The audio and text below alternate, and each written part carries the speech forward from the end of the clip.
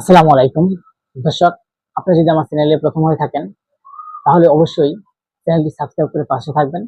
এবং আগামী নির্বাচন বানচাল করার চেষ্টা করছে একটি মহল, এটা বলছেন মির্জা ফখরুল ইসলাম।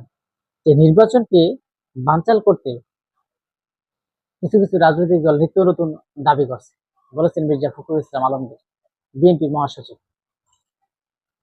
আমরা এই যে বাংলাদেশে অভ্যুত্থানের পর যেই একটা স্বাধীন দেশ বা ঐক্য, সবাই কিন্তু ঐক্য হিসেবে ছিল, কিন্তু কেন আজকে এই ঐক্য বিভক্ত হতে যাচ্ছে? রাজনৈতিক দলেরা অনেকটা দল ভাগাভাগি হয়ে গেছে। আমরা দেখতে পাচ্ছি যে যেমন রাজনৈতিক দল আওয়ামী লীগ চলে যাওয়ার পরে বাংলাদেশের একটা ঐক্য ছিল, সব দল একটা জোট ছিল। কিন্তু এই সামনে নির্বাচন যতই এগিয়ে যাচ্ছে, ততই কিন্তু এই নির্বাচনকে ষড়যন্ত্র এবং বানচালের চেষ্টা হচ্ছে, বলেছেন মির্জা ফখরুল।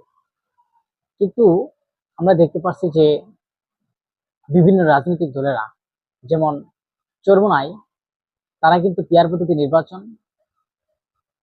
বিচার, সংস্কার এবং এই কিছু কিছু তারা দাবি করছে এবং কি হুঁশিয়ার দিচ্ছে, এইগুলা দাবি পূরণ না হলে তারা আগামী নির্বাচনে অংশগ্রহণ করবে।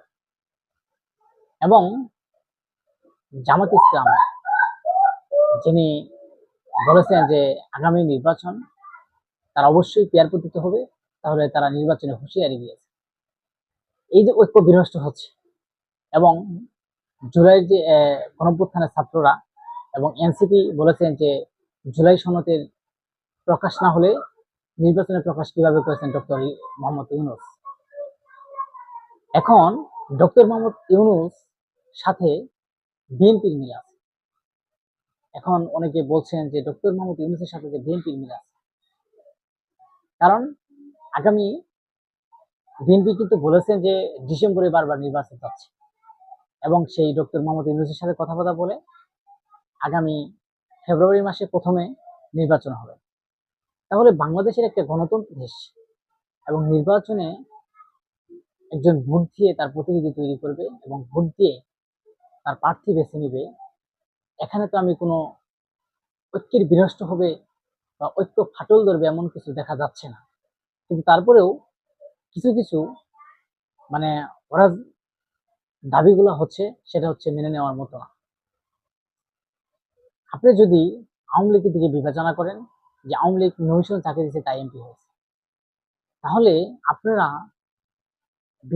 এবং চরমোনাই আর জামাত যে পেয়ার পদ্ধতি নির্বাচন চাচ্ছে, এটা আসলে কতটুকু গুরুত্বপূর্ণ, এবং নির্বাচন হলে জনগণের জন্য এই নির্বাচন পেয়ার পদ্ধতি হলে জনগণের জন্য কতটুকু ভালো।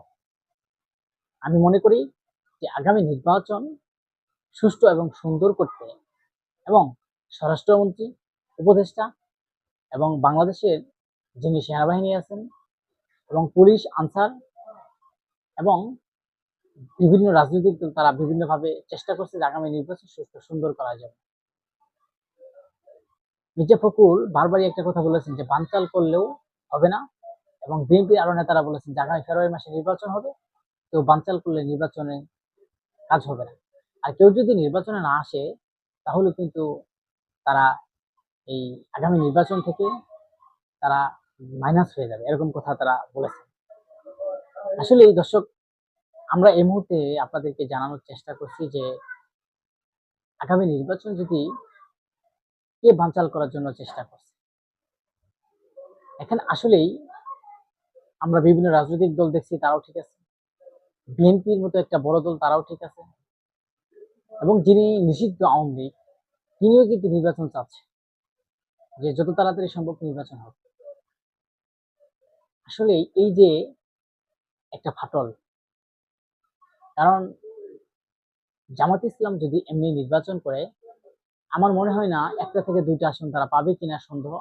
যাই হোক, আমি ধরে নিই তারা 5টা আসন পেয়েছে বা পাবে। চরমোনাই 5টা আসন পাবে এরকম। আর জামাত ইসলাম, ধরে জামাত ইসলাম 50-60 আসন পাবে বা পেলো, হয়তো আগে 10টা বা 15টা পেয়েছে বা 20টা পেয়েছে, হয়তো এখন 50-60টা ধরলাম পেয়ে পাবে আর কি, এরকম একটা আশা করি। আচ্ছা, যদি এরকম আসন পাই এবং নির্বাচন যদি সুষ্ঠু হয়, তাহলে এরকম আসন পাবে। এখন যদি পেয়ার পদ্ধতি নির্বাচন হয়, তারা বলছে যে কালো টাকার বাংলাদেশের মধ্যে চলবে না। আরে ভাই, কালো টাকা আরো বেশি চলবে। এই বাংলাদেশের জন্য পেয়ার প্রতীকের নির্বাচন খুব খারাপ অবস্থা। তারা তখন এখন থেকে যে কোনো এমপি বা চেয়ারম্যান বা যাই নির্বাচন করবে জনগণের পাশে দাঁড়াচ্ছে এবং জনগণের পাশে দাঁড়ার জন্য চেষ্টা করছে। ধরেন একই এলাকায় জামাত থেকে বা বিএনপি থেকে 5টা প্রার্থী আছে, মানে তারা আগামীতে জামাত থেকে বা বিএনপি থেকে নির্বাচন করবে।